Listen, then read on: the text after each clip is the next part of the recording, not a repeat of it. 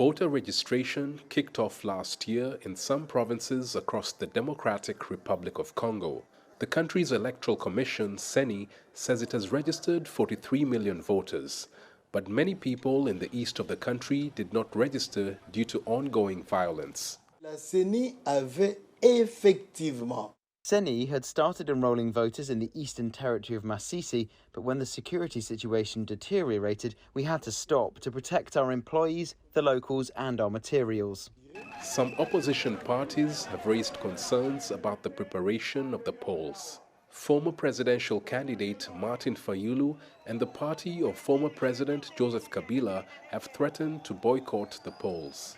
That has raised fears of post-election violence. The current situation in the country is tense because there are some opposition politicians who have said they will not participate in the elections.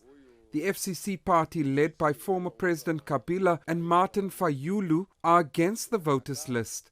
It's only Moise Katumbi who has accepted to participate in the polls, but he might change his mind.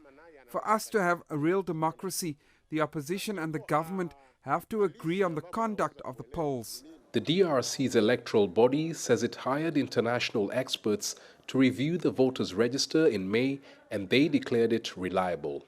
The body is now determined to go on with the polls scheduled for December 20th. If there's any politician who doesn't want to participate in the elections for one reason or another, that is their right. We are a democratic country. The elections in the DRC are being held in a complex political and social context.